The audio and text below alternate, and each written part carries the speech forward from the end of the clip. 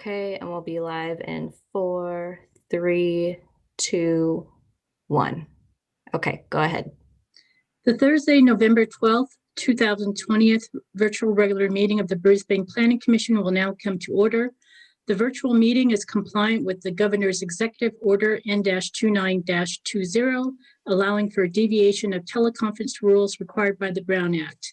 Consistent with the order, this format provides a safe environment for staff, commissioners, and the public while allowing for open participation. This meeting is being broadcast on Comcast Channel 27 and the city's YouTube channel at youtube.com/BrisbaneCA. The agenda materials may be viewed online at brisbaneca.org. Any written comments submitted in advance of the meeting have already been provided to the Commission.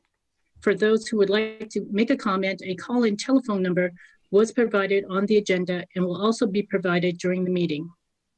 Participants in the Zoom meeting may make their comments through Zoom. Staff, please call the roll. Commissioner Gomez? Here. Commissioner Gooding? Here. Commissioner Mackin? Here. Commissioner Saison? Here. The records show Commissioner Patel is absent at the moment. Okay, thank you. May I have a motion to adopt the agenda, please? So moved. I make a motion. Second. Second. Staff, can we take a voice vote? Commissioner Gomez? Aye. Gooding? Aye. Mackin? Aye. Saison? Aye. Okay, 4 ayes, the motion passes. Consent calendar. If there's any member of the public who would like to remove an item from the consent calendar, please call or text within the next 30 seconds. And while we're waiting, if there is any commissioner who would like to remove an item, please let us know. And if any Zoom participants would like to make a comment, please chat the host.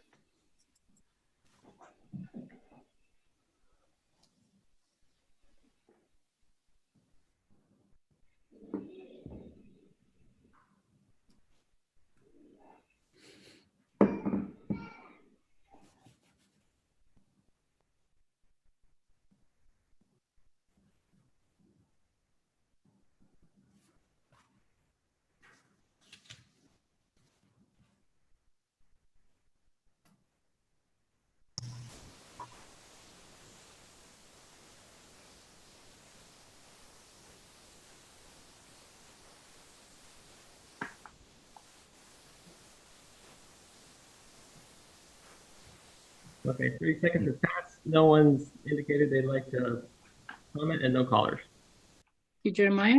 May I have a motion to adopt the consent calendar? So moved. Second. I'll second. Second. And can we take a voice vote?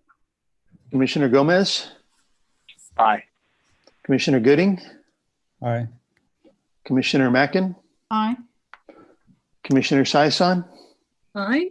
Motion is adopted. Next is oral communications. If there is any member of the public who wishes to address the commission about an item not on tonight's agenda, please call or text or send a chat through Zoom within the next minute.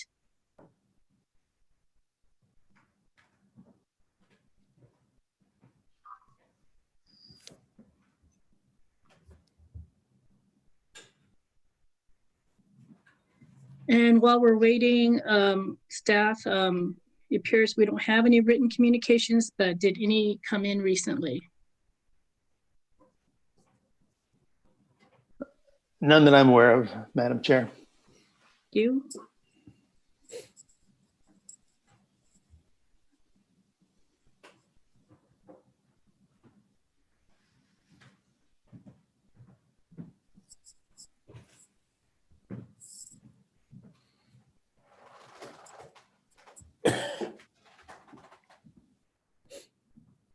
Thirty-second warning.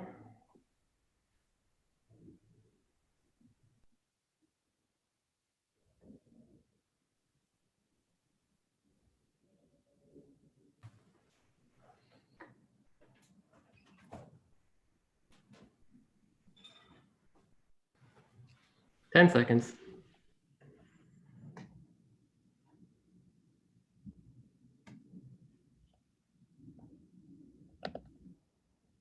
All right. No one has indicated they'd like to comment. Okay, thank you, Jeremiah. Next item on the agenda is a public hearing. Tonight's public hearing concerns 170 West Hill Place, use permit UP-6-20. It's in the TC-1 Crocker Park Trade Commercial District. The applicant is seeking a use permit to allow a cannabis distribution and retail delivery business within an existing 12,900 square foot building. Jared Cohen is the applicant and owner. Staff, may we have the report? Yes, let me share my screen. Okay. All right, so good evening, Chair and Commission. The request before you tonight is for use permit approval to allow a cannabis distribution and retail delivery only cannabis business at 170 West Hill Place in Crocker Park.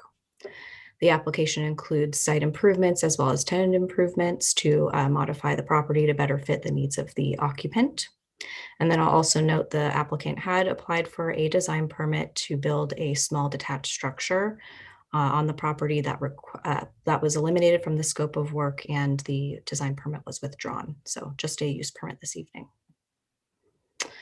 So the site is just about 30,000 square feet in size. It's located on West Hill Place, which is kind of at the very western edge of Crocker Park, shown here on the screen. The building is just under 13,000 square feet. It's a two-story concrete building. The first floor is mostly warehouse space. The upper level has some accessory office at the mezzanine level. The site's accessed by car by two one-way driveways. So the entry driveway is at the eastern edge of the property, and the exit driveway is at the western edge, closer to 180 West Hill. There is a parking lot in the back of the property. Currently has either no or faded striping. So part of the project will include new parking lot striping, which is shown on the site plan here on the screen. A pedestrian entry to the building is provided both by a door at the rear, as well as an entry lobby at the front of the building, facing West Hill Place. And then finally, there is a concrete V-ditch that goes through a city stormwater easement at the very back of the property and all along the back of West Hill Place. So here's some photos. You can see the entry driveways on the right and the left, as well as the building's main entry. And at the top right, you can see a view of the rear of the property showing the parking lot, looking towards 150 West Hill to the east. And then on the left, you can see there is recently the city installed on-street parking on West Hill Place. There's generally public parking on the north side, and then very limited permit-only parking on the south side. There's no parking within the cul-de-sac, within the curved area where the site is. So all of this is to the east of the site. Okay, so again, the project request would be for a cannabis distribution and retail delivery only business, doing business as Grassdoor. The company is currently operating in Southern California. So this would be their first foray into the Northern California market. This would be their distribution hub in Northern California.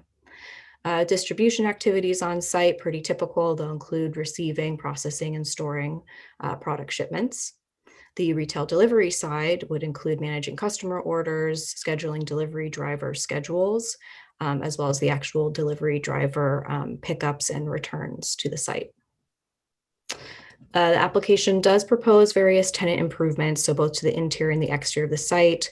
On the inside, at the ground level, they'll be converting some warehouse space into additional office space. They'll also be making some security-related enhancements to the warehouse area to provide secure product storage within the building, only accessed by authorized personnel. And then in the exterior of the site, as I indicated, they'll be doing a full restriping of the parking lot based on the square footage and use of the site with warehouse and then office area. They need 19 parking spaces on site. They're able to accommodate that as shown in the site plan. The existing driveway gates would also be automated. So this would allow for an extra level of security for access to the site. So only authorized personnel after going through a screening would actually be allowed to enter the property and park in the back. The applicant did submit a business operations plan, which I'll review in just a moment, as well as a security plan. The security plan isn't attached to the commission's report just for confidentiality purposes, but it was reviewed and accepted by the police department. As always, the police department will reserve the right to essentially have final approval over any and all security improvements that are made prior to the business starting to operate. So any cannabis business has to comply with certain set performance and operational standards. These are set out in Chapter 17.33 of the Municipal Code. The applicant did submit a business operations plan that was attachment E to your report, which outlines how they will comply with all of those operational standards. So the first is obtaining a state license. This is required obviously after a use permit is approved. Assuming a use permit is approved, the state can't issue a license to a company that is not authorized by the local jurisdiction to operate. In regards to hours of operation, the application does conform with our limitations for retail delivery. The code restricts retail delivery to between 8 a.m. and 10 p.m. And the applicant has indicated they'll operate from 9 a.m. to 10 p.m. within those limits. This site is more than 300 feet away from the closest residential property, so it's not subject to night operations limitations. So technically could do the distribution activity at any hour, but they have described in their plan that distribution activity would cease at 7 p.m. as well. In terms of odor control, so while mostly when we're talking about odors for cannabis, we're really focusing on manufacturing uses, which is not proposed here. Any cannabis business has to have a measure of odor control just to make sure that there's no offsite impacts. The applicant did provide some specifications for an ionized air filter to be installed in the ducting of the existing HVAC unit that would provide adequate odor control. The other performance standards include maintaining all aspects of the business within the building, with the exception of incidental loading and offloading of product at the rear yard truck loading ramps. And then, of course, a security plan, as I mentioned, was prepared and accepted by the police department, and will go through further refinement, assuming they're able to obtain a use permit and move forward to a building permit. So in order to approve a use permit for a cannabis business and any other use permit, the commission has to make two findings. So the first relates to compatibility with adjacent uses and structures, as well as consistency with the general plan. So in this case, the property is located in Crocker Park. So this is our largest trade commercial district. Zoning is TC1 Crocker Park Trade Commercial District. The land use designation similarly is trade commercial. So uses along the immediate vicinity along West Hill Place include warehouse, distribution, and office uses. So we have Hensley Event Resources on West Hill Place. We also have Frito-Lay. So these are fairly large distribution type hubs. So the proposed distribution and delivery only retail would be consistent with the existing uses, both along the immediate vicinity along West Hill Place, as well as the park at large. The site is also not accessible from the Crocker Park Recreational Trail or even visible from it. So this is again the kind of far western side of the park. There's not a lot of pedestrian activity that isn't related to the businesses in the area. It's also more than 1,000 feet away from the closest homes in the ridge. And of course, there are other general plan policies that do apply to cannabis businesses that conform with the operational standards set forth in the zoning ordinance. So when it comes to creating a diverse tax base, creating job opportunities and revenues for the city, as well as ensuring that operations on the site conform with the safety and community consistency standards that are set out in our sub-area policies in the general plan, as well as our economic development chapter. Okay, and the last finding for approval relates to the use not being detrimental or injurious to the property, neighborhood, or city. So in this case, with the conditions of approval, the proposed use for distribution and retail delivery of cannabis would not be detrimental to the community or the neighborhood at large. These uses are, again, consistent with existing uses in the park and with the operations plan, as well as security plan and conditions of approval for compliance with fire codes, current building codes, and the like through the building permit process. The use would be generally safe and compatible with all of our land use standards. So I'll keep it short. Staff is recommending approval of the use permit subject to the conditions and findings contained in the resolution attached to your report. And I'm happy to take any questions. Thank you, Julia. Do any of the commissioners have a question for staff? Commissioner Mackin? Quick question, Julia. To my knowledge, there's not been any complaints about odor. We have some existing cannabis businesses in the industrial park. Could you confirm that? I can confirm we have not had any complaints submitted to us regarding cannabis odor. We have 2 businesses that have been operational since 2019 and have not received any. Thank you, Commissioner. Can anyone else? Commissioner Gooding? Yes. Oh. Yeah. Okay, Commissioner Gooding, then Commissioner Gomez. Thank you. This is a question that might be better for the applicant, but if staff knows anything about it, it'll be helpful. There's 19 designated parking places behind the building. When I was looking at the employee list or the prospective employee list, not even counting the over 100 drivers that may be going back and forth, I counted over 40 employees potentially using this facility. I know there's shift issues and maybe there's evening shifts and morning shifts.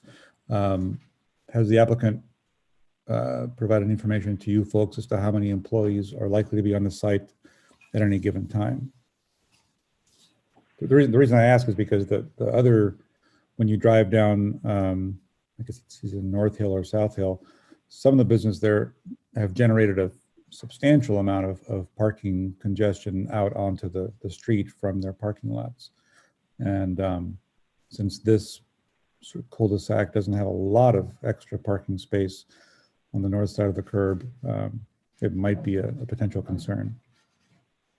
Sure, understood. So, I mean, actually, West Hill Place is unique in that I think in the last year and a half, the public parking was installed along a portion of the street. Right.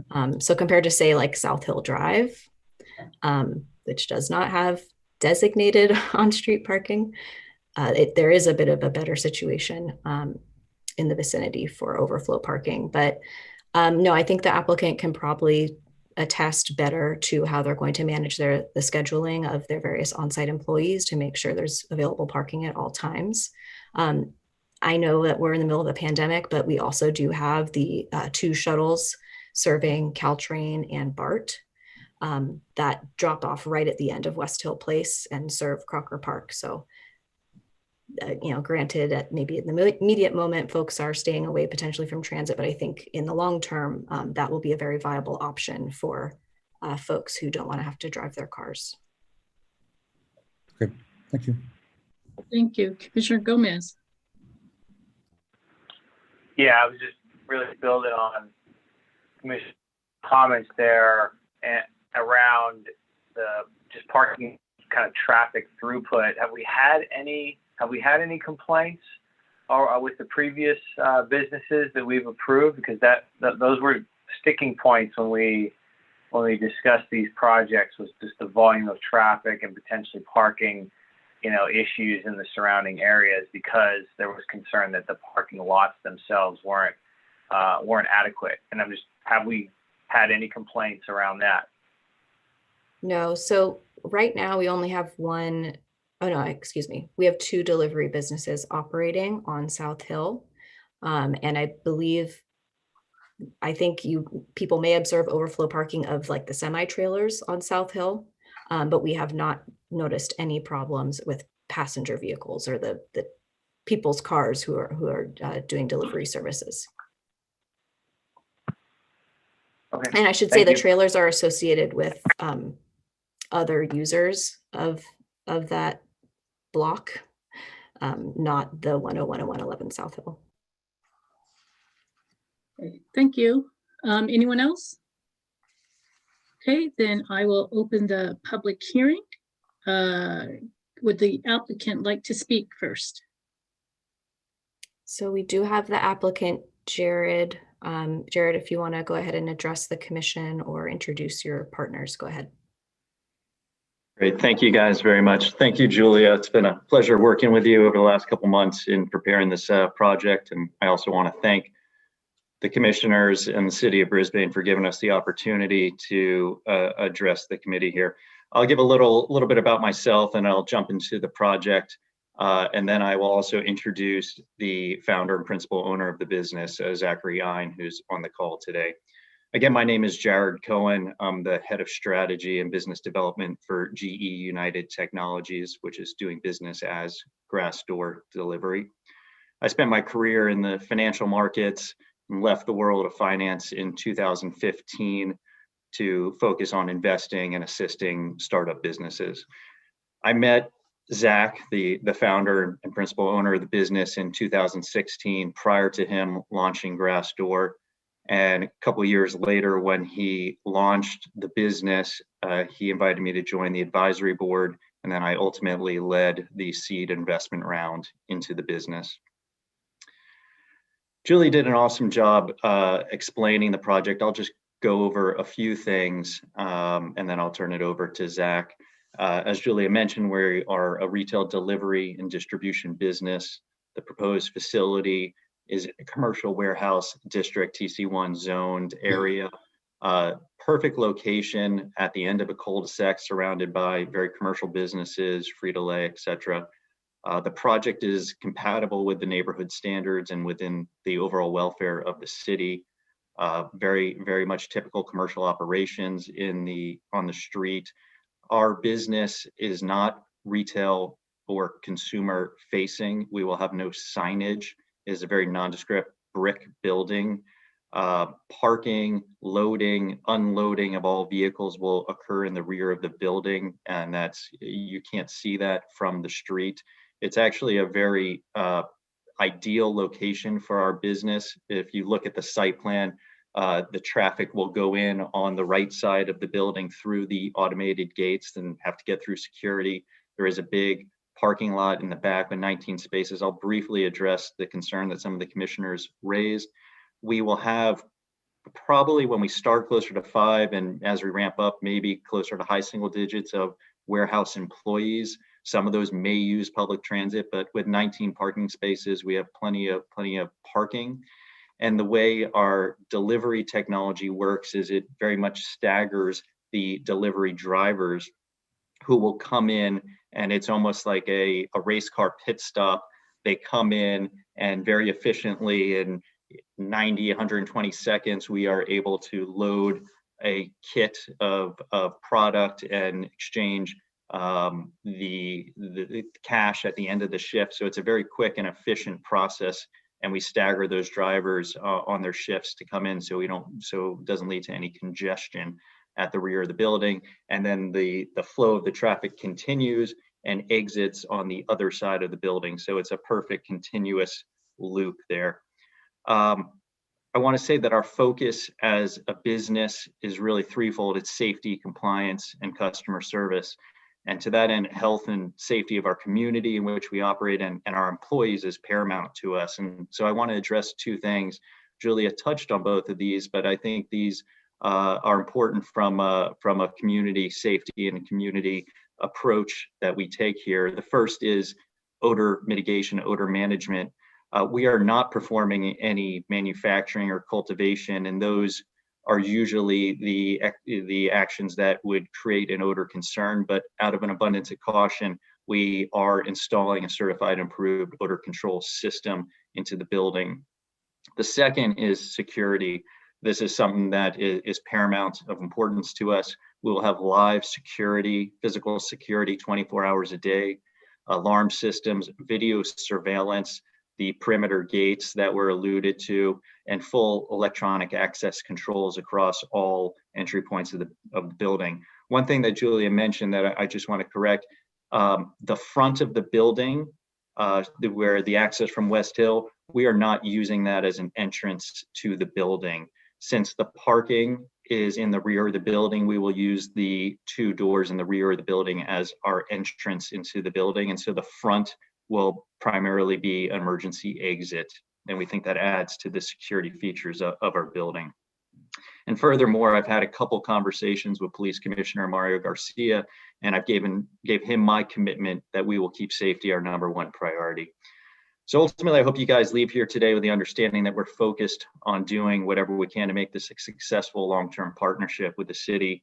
We're excited to work with the city and the constituents to build a very successful business, create jobs locally, and to provide significant tax revenues to the city. So with that, unless anyone has any questions, I would turn it over to Zach Ein, who is the CEO and founder. He can address some of the history of the business and answer any business-related questions. Okay, yes, we'll hear from him.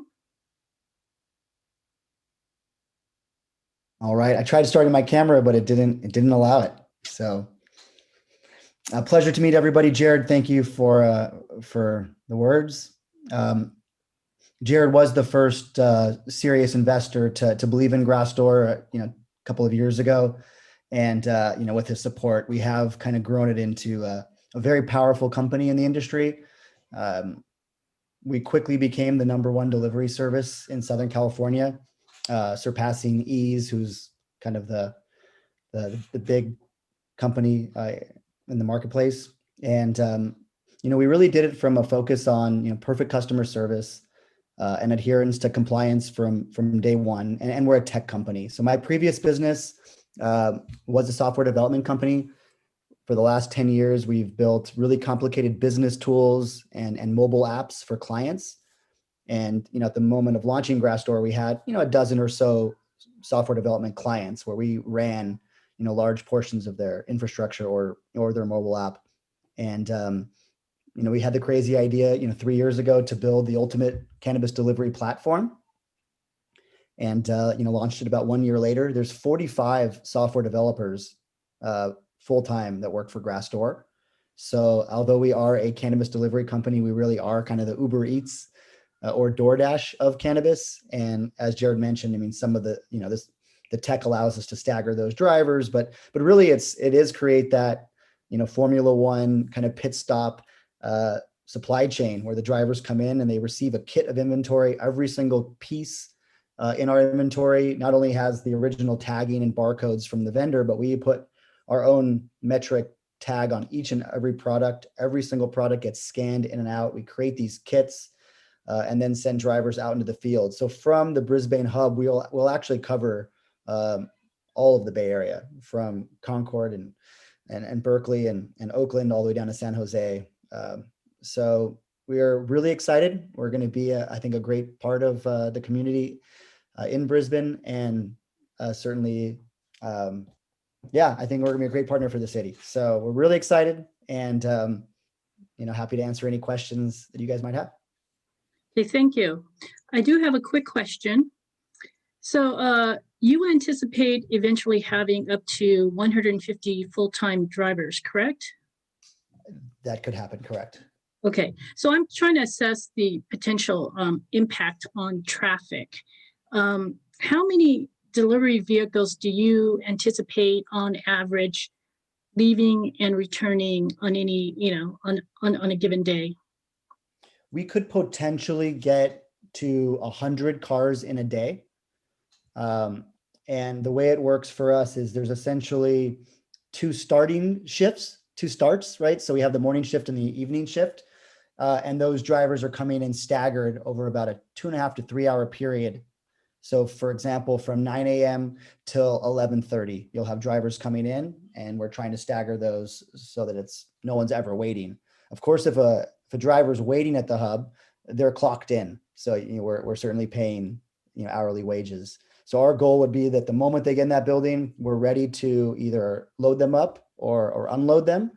So if you do the math, you're essentially trying to start 100 drivers over a 5 to 6 hour period. So you can kind of do the math and see the flow there. And then similarly, you're bringing them back and you have a good 3 to 4 hour window where those 100 drivers are going to return. So 50 are going to return in the 5 to 7 p.m. range.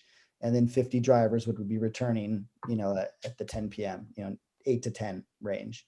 So it shouldn't congest the way we do. And one thing that's really interesting, Zach's usually one that highlights all the nifty tech features, but with the geolocation and the GPS in every vehicle, we know as the vehicle is coming in at the end of the shift when they're 5 minutes away, when they're 2 minutes away. And so it is a very efficient process. And that's what we manage, is to reduce any chance of congestion. And the idea of having 100 drivers in a day, I mean, that's after a successful ramp that could be 12, 24 months away, if this business is very successful to grow as we all hope it does. And do you anticipate your drivers leaving and returning mainly from Valley Drive? Because there's Mission Blue Drive. I'm assuming that that's a potential area they could drive to, but that's mainly residential, and so that's a concern. So I was wondering if you thought about the route that your drivers would be taking.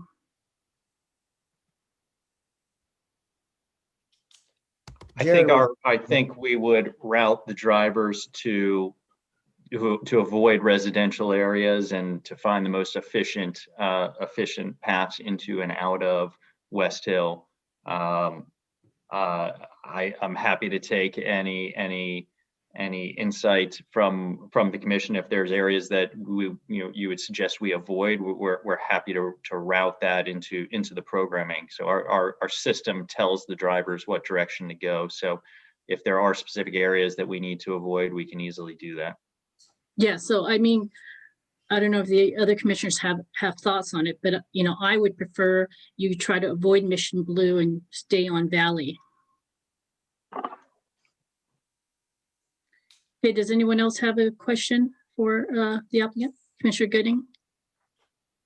Yeah, thank you. So I'm going back to the parking again and the sort of the total volume of vehicles also. Can you tell me or sort of give us a description? You folks are big in Southern California, but you're new to here. There's only the parking area in the back of the structure, once you stripe it for 19 spaces, gets a little cozy for a lot more vehicles, that is the driver's vehicles, sort of cycling through. How does the size of this property and its parking and through traffic area compare to your other facilities in Southern California? It's a great question. So we are currently doing more than 100 cars a day in Los Angeles. The market is about 2.5 times bigger. And we got started, pretty early on when cannabis was legalized. So even having relatively the same amount of success with that 100 cars, which is an aggressive goal, our current building is 3,000 square feet and has 8 parking spots total. And we're processing, significantly more than 100 cars a day. So this is like our dream building. And if you look at the building, an overhead, and you see the driveway coming in on the right all the way, it's a long driveway too. So even if you had 3 or 4 cars in that driveway, it's a pretty long driveway. And then with the exit on the other side, it was our dream footprint when we saw it. And this is actually the footprint we're now looking for in other cities, is this exact format of the ingress egress with the parking in the back. So it seems like so much space for us because we're coming out of such a tight space. When I was looking at your application, I think it's page, let me get back to that. I think you guys numbered at page 4 of your application where you describe the staffing. Yep. I counted, not even counting the full-time drivers, potentially over 40, grass door employees that aren't drivers. With 19 spots, that suggests there's going to be a lot of spillover. Can you address that? Sure. And Jared is more familiar with the app than I am, to be honest. But a lot of our employees are not warehouse, right? So the only employees that are at the building are people that are picking and packing these inventory kits, dispatch, customer service. All of the executive team is remote. Well, so the application. Yeah, and it's a very good question, and I'm looking at that point in the application. And what, as a point of clarification, I know it says the positions will be filled in Brisbane's hub. That's a bit of a misdescription, because a lot of these things are done at the corporate level. So our driver training, our compliance, a lot of that stuff is done at the corporate level that will be down in LA. And Zach can speak to the actual headcount at a warehouse. That's what I alluded to, 5 at the start and getting up to the high single digits. It's really the inventory, the cashiers, but Zach can go through that in specific detail. But I think that some of those positions described under staffing are also include our corporate level, which would not be in the Brisbane hub. Well, it says even warehouse employees, forecasting 20 full-time warehouse employees within 12 months. And that's not even counting cashiers and managers and directors and so forth. So I'm there's some room for spillover out on the street, but not infinite room. Which is, what's the most realistic picture of how many people you're going to have there? Well, so there was another comment earlier about distribution activity stopping at 7 p.m. And I think that's probably in relation to trucks and vehicles coming in and out of the building. But having actual employees inside of the building, picking and packing, is something we do, beyond 7 p.m. So for us in Los Angeles, it's definitely 2 shifts. So if you look at our staff in LA, it's certainly half is one shift and half is the other. So they certainly wouldn't all be working at the same time. And not that I'm the resident of San Francisco, but I assume a lot of our employees are going to be relying on public transportation. Thank you. Thank you. Thank you, Commissioner Mackin. You have a question. Yes. And thank you, gentlemen, for your presentation, and information you provided was very complete. And I'd also like to just thank you for considering Brisbane for your expansion into Northern California. My question is regarding your delivery drivers. Am I to assume, or should we assume, they're using their own vehicles, so they're not driving to the site location, leaving their car and taking a company vehicle for deliveries? Correct. In Los Angeles, it's the driver's vehicle. We outfit it with the GPS and the locks and cables for BCC compliance, but it is the employee's vehicle, and they're all W-2 full-time employees, with health insurance. So it's a pretty great job for the drivers we currently have. And the map we have, it's shown as number 5 on the provided documents, and it shows the parking spaces numbered 19 spaces. And staff, you may need to chime in on this. How did we arrive at 19 spaces in the lot? Because there's a substantial gap between spaces 16 and 17. There's also an existing trash enclosure. It looks like there's potential that could even be moved and provide more parking. How did we arrive at the current configuration of 19 spaces? Sure. So from the staff's perspective first of all, the trash enclosure is permanent. Okay. It's made out of concrete. It was approved with the initial building permit back in 1990. So it can't be moved. The additional space that's shown, so I indicated there previously had been a proposal for a detached structure.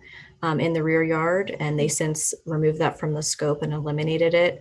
For the purposes of the application tonight, we did not make them redraw their parking plan, but it could be that the actual location of spaces is adjusted compared to what you see now once they get to the actual striping plan submitted with their building permit. And if there is any room, as you know, as we finalize the security plan and the striping plan for additional parking, then of course we would work with the applicant to ensure there is additional parking. But for now, it's kind of more of the iteration of this application process as to why there's that gap. Okay, because it looks like it could be up to 21 or 22 spaces potentially. Thank you very much. Okay, does anyone else have any questions? Okay, no one. Okay, well, thank you both for your presentations. We'll now hear from any members of the public who would like to speak. So we'll give folks 2 minutes to call in.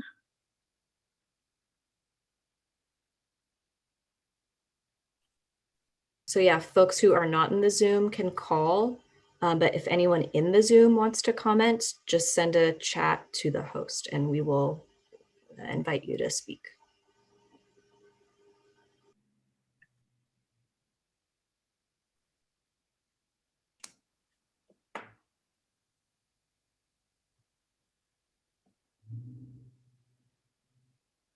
So we do have someone who'd like to speak. I'm gonna, it's Stella Chow. You may unmute and address the commission.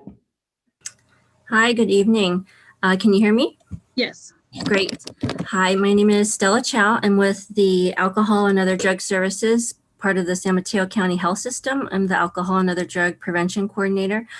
Just a general comment in regards to substance abuse prevention and public health, because this is a delivery business which could give potential access points to youth. I'd ask that you consider having plans to evaluate the impact of youth use and youth access over time. This tracking can be done by looking at publicly available data in the California Healthy Kids Survey, and then also possibly revisiting the policy over time for amendments if there's findings.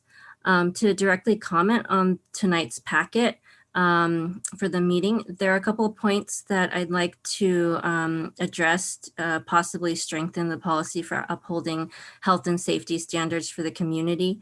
One is if there are suspicious incidents or criminal activities which occur, I'd recommend that there's a time frame for when a business contacts the enforcement structure of the city and a chain of command that the business follows to escalate issues for enforcement.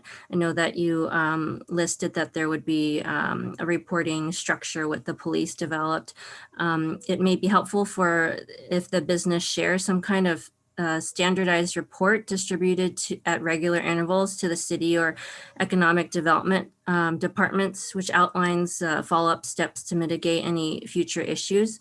I only bring this up because in 2018, San Mateo Daily Journal reported that a Pacifica cannabis dispensary had $20,000 worth of cannabis products stolen and didn't report the incident to police for over 2 weeks.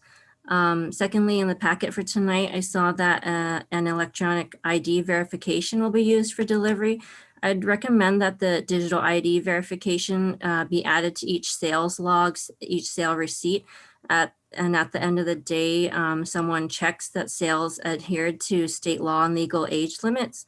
I bring this up because in 2018, the health department had contractors survey cannabis delivery businesses in San Mateo area. And it was found that 2 out of 6 cannabis deliveries did not check IDs when cannabis products were delivered to customers.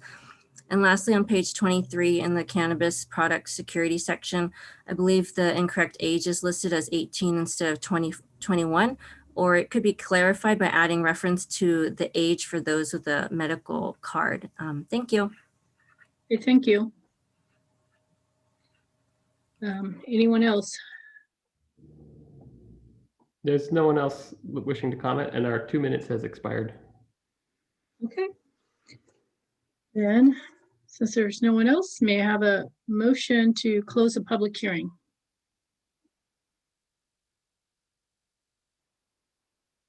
I make a motion. Okay, in a second.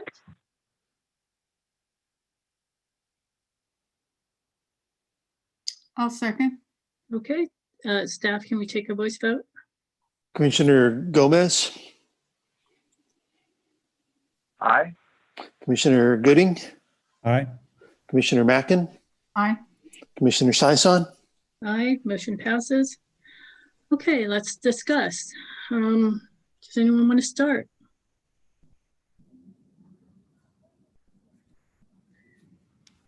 Staff, oh, Commissioner Mackin, you want to say something?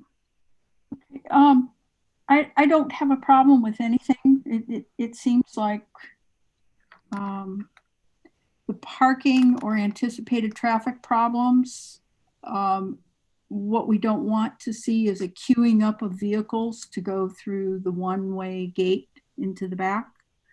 I think it'll be incumbent upon the applicant with their GPS to monitor the delivery drivers and to make sure that the staging being done is done in an orderly fashion so there isn't multiple arrivals at the site, because that will in fact cause a nuisance to the neighbors. And we know on all of these permits, causing a nuisance is grounds for revocation of a permit.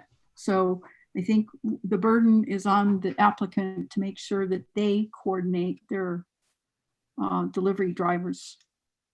As far as the county with their suggestions, I don't think it's fair to put those on this one applicant. If there are considerations that we might want to incorporate applicable to cannabis businesses, it should be done to all of them. And I think that's something that we could take up at a later date. Through the Okay. chair, is it okay if I respond to one of the Sure. items? So our zoning ordinance does have a requirement for immediate notification of any burglary or theft or any criminal activity at the site. It's immediate, so not within 24 hours, but like right away. And understandably, like I said, we did not provide the full security plan to the commission. That plan did show compliance with that requirement. The police commander, Mario Garcia, reviewed it. And so they do have a reporting requirement that is just as the county was suggesting. Okay, thank you, Julia. Anyone else? Okay. Yeah, and if, I mean, I don't want to make this like a condition of approval or anything, but, but I do have concerns given the amount of drivers that they will have, that if, staff can remind them and talk to the applicant when things get moving further about trying to avoid as much as possible Mission Blue, because we do have the ball field there, we have people, lots of residences there. So if there's cars going there, at nighttime hours or whatnot, it might impact residences. So, so if you could talk to them and remind them about that. Madam Chair, if I may. Yes, Commissioner Mackin. We can certainly make a condition of approval, but that the delivery drivers cannot use residential areas for access to the site, that they must stick to conventional main streets. Do we, well, let me ask, Julia, do we require that of other businesses in the area? We haven't required that yet for cannabis businesses, but I think you guys have considered use permits in the past where specific routes were imposed. I'm thinking of the Google bus yard, contractors' yards. So it's not out of the bounds of the use permit approval process to dictate what routes should be taken. Okay. Commissioner Gooding. Yeah, thank you. And Commissioner Mackin made a good point a few minutes ago that, it might not be entirely fair to single out this particular applicant for things like that if we haven't done it in the past for other cannabis retailers. But if we have done it for other applicants in general in the Crocker Park area, I think it would be appropriate. One of the issues about uses of residential streets like Mission Blue is that it's very difficult. It's a pretty wide open street and it's difficult to control speed on that street. Hmm. And it is, there's a children's playground at one point on Mission Blue.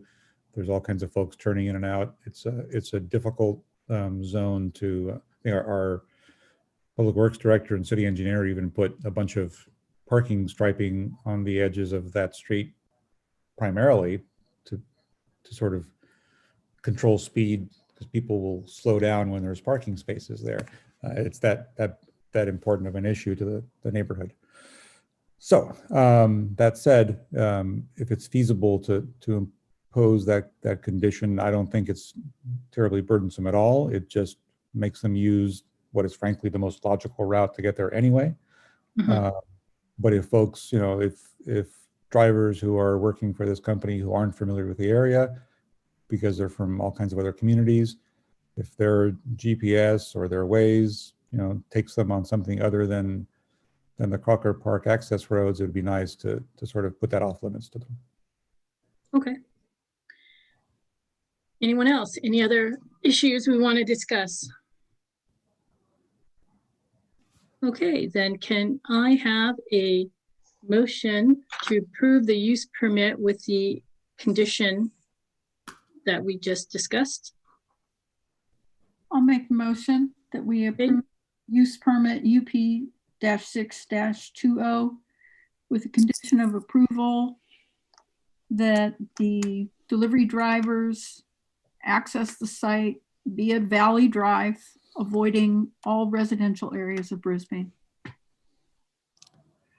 Second. I second. Okay, can we take a voice vote? Commissioner Gomez, Aye. Commissioner Gooding, Aye.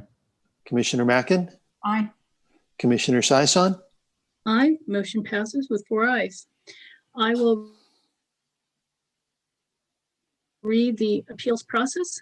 Anyone may appeal the action of the Planning Commission to the City Council, except where specified otherwise. Appeal shall be filed with the City Clerk not later than 15 calendar days following the Planning Commission's decision. Exceptions to the 15-day filing period include the following. Appeals shall be filed with the City Clerk within 6 calendar days of the Commission's actions for use permits and variances, and 10 calendar days for tentative maps and advertising sign applications. Okay, thank you. Next is items initiated by staff. Staff, do we have anything? Oh, just a couple things. And one, I apologize. It should have been in your written correspondence. You should have received the notice regarding the Regional Water Quality Control Board's public meeting regarding the remedial action plan for OU2. You may have received that at your home too. I know the board did send out a number of notices regarding the availability of that document and the hearing, the Regional Water Board's hearing on that. So apologize if you didn't get that. I will make sure you're sent a copy. We're expecting a similar notice in regard to the other portion of the site that's under DTSC authority, known as now San Mateo OU, or OU San Mateo, because that draft wrap has been released and will be available for public review for another window of time as well. So make sure you get copies of those notices. The council will be having a short overview of some of the material related to the wraps at their upcoming meeting next week. The other thing, I'll let you know that the council, the grading ordinance update was on the agenda for their last meeting. They decided to continue the matter sort of off calendar, waiting for the election results and the seating of the new council member. So that matter's been put off till probably early next calendar year as well. And I believe that, the last thing that I know has been of interest to the commission, short-term rental process and those applications. We still have not received any formal applications yet. And again, there's going to be a brief presentation to the council at their upcoming meeting as well regarding the status of the program and enforcement kind of issues for the council to entertain. So I believe that's all I have for you this evening. Okay, thank you, John. Next is items initiated by the commission. Does anyone have anything? Okay, no one. Okay, then may I have a motion to adjourn until our next meeting of December 3rd, 2020? So moved. Second? Okay. Okay, let's take a voice vote. Commissioner Gomez, Aye. Gooding, Hi. Mackin, Aye. and Sayasan. Aye. 5 ayes and the meeting is adjourned. Thank you. All right. Happy Thanksgiving, everybody. Okay, you too. Remember, we have a special meeting December 3rd. Okay. Will be Commissioner Mackin's last meeting. Oh, Oh. I mean, not her last meeting.